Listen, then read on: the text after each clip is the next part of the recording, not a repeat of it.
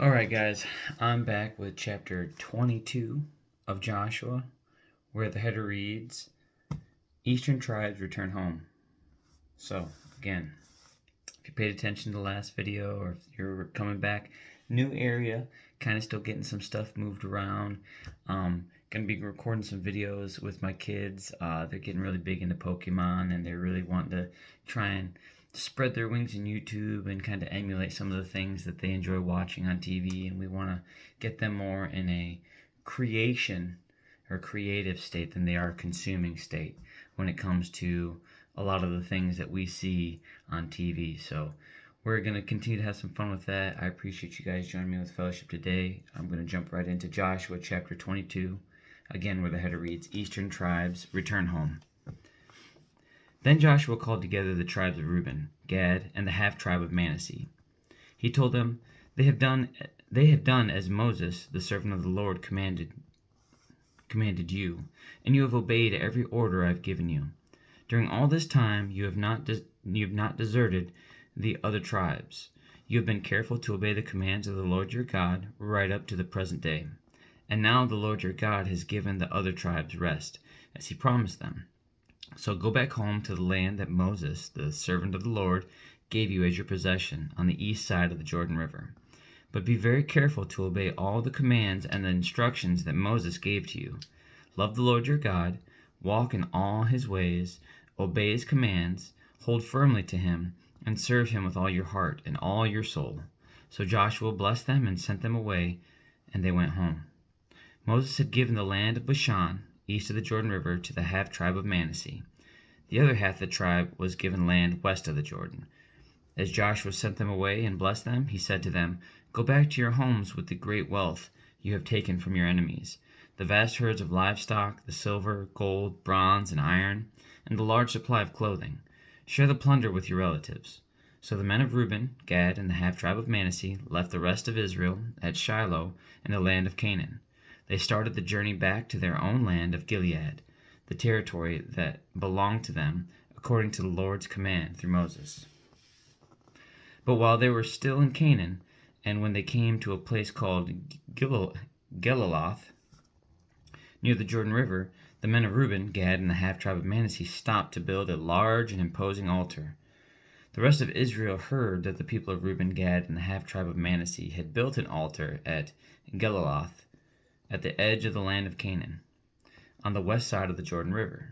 So the whole community of Israel gathered at Shiloh and prepared to go to war against them. First, however, they sent a delegation led by Phinehas, son of Eleazar, the priest, to talk with the tribes of Reuben, Gad, and the half-tribe of Manasseh. In this delegation were 10 leaders of Israel, one from each of the 10 tribes, and each the head of his family within the clans of Israel.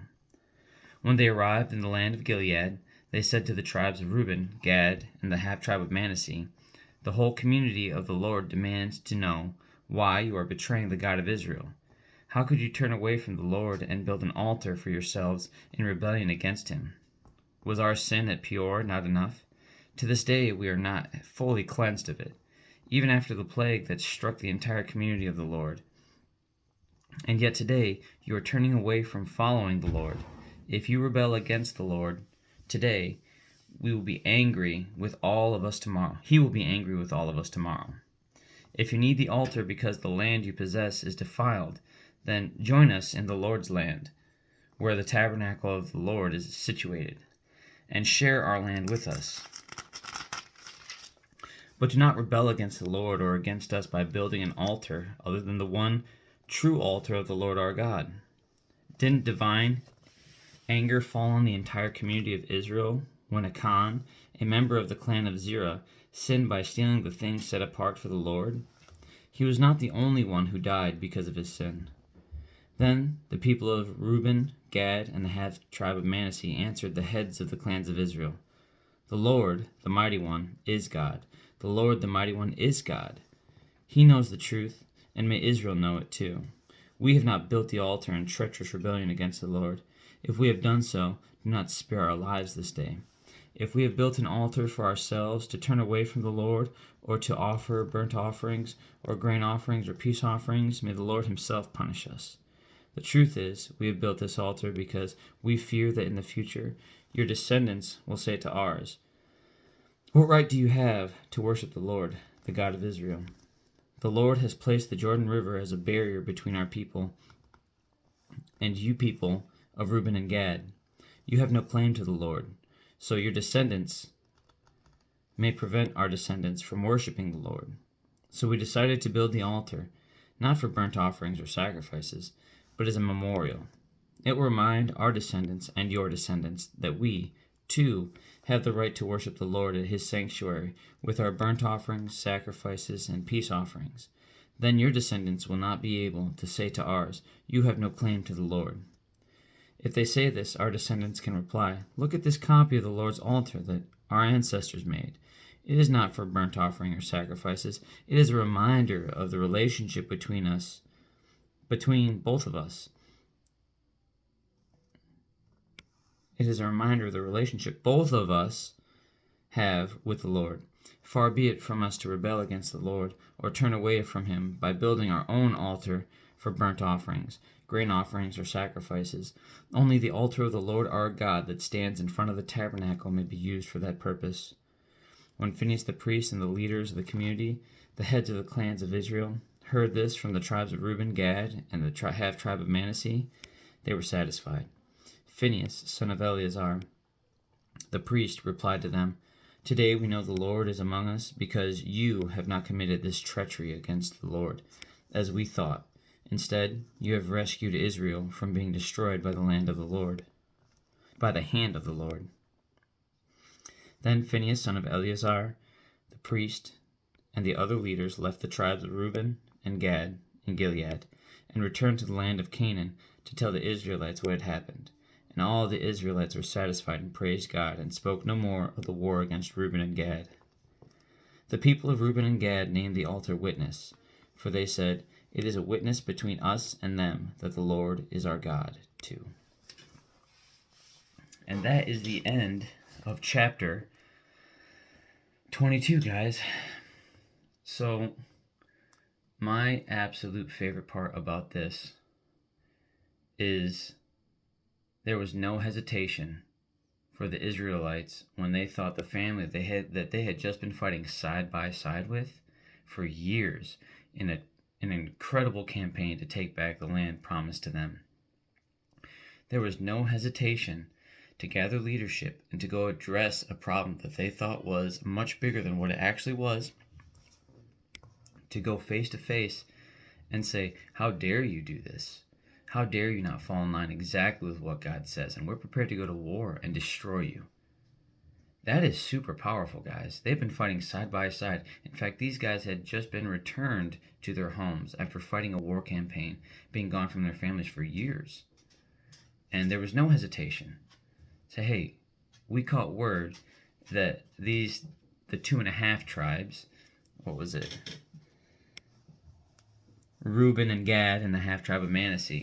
We had heard that these tribes had created an altar. How dare they blaspheme against God so willfully and out in the open? We will immediately go address them and tell them that this will be open warfare if they do not address and adjust and align with God." I want to be that bold in my faith, guys. I so badly want to, because it has nothing to do with brothers and sisters and moms and dads. No, it's all brothers and sisters in Christ to align with our one Father, Jesus Christ. And to see that is how that the Israelites were in such a place that they were so ready to simply align with God that it didn't matter if it drew a line in their family. Because they're all cousins. They all descend from the same lines.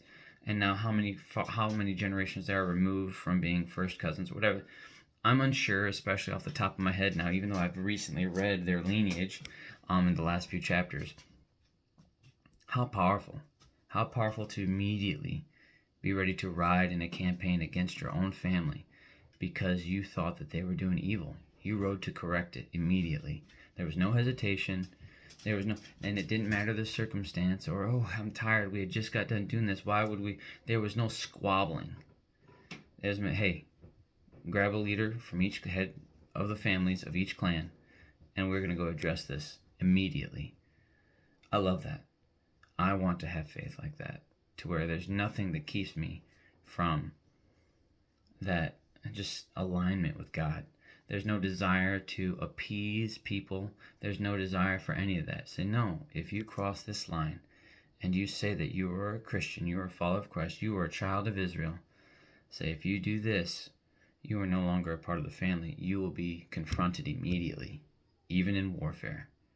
That's bold, that's powerful, that's the kind of faith I hope that I have.